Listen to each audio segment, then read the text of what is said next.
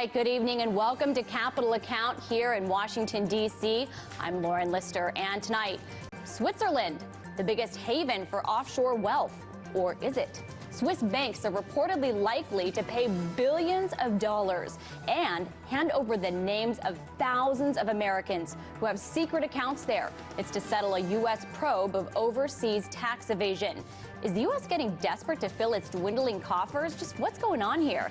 And is the U.S. even going after the right people? What about the huge corporations that pay zero taxes? And U.S. President Barack Obama is expected to announce new terms for a program aiming to help struggling homeowners refinance.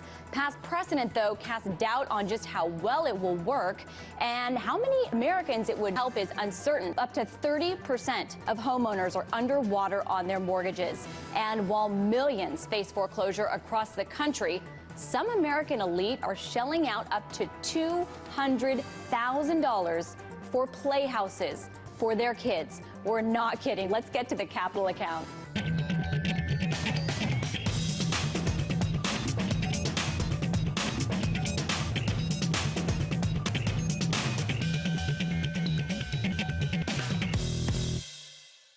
These playhouses that are $200,000, and there is a market for them in the US of A. Take a listen. The Lilyfoot Playhomes is targeted at upscale families who just enjoy the creativity and imagination of a playhouse.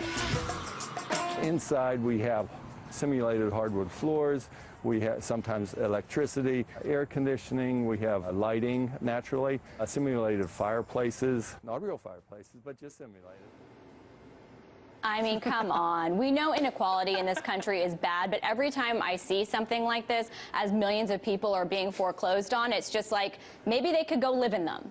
There's so many angles to this story that I just thought of just now. I mean, like, for example, we are in a mortgage crisis, and yet it appears that 5-year-olds can get loans easier than subprime borrowers. I think that it's remarkable to me that this kind of thing can exist. I thought that's what made the story really fun, and it again speaks to the whole point that you got to remember we don't live in a world where you can be a saver, you can have middle class. It's neo-feudalism. This is the future. Either you're out in a tent, or you're going to have your kids living in a house with wood floors, fireplace, and air conditioning. Yeah, these are tomorrow's big bank CEOs, I think, with no concept of what Main Street is dealing with, which is applicable in this situation. Goldman Sachs has withdrawn its sponsorship and funding of a credit union because it is honoring Occupy Wall Street. So we'll see if they put their money where their mouth is in what is now escalating into financial warfare. That's what it seems like. That's what it seems. That's it. Coming up is a reality check.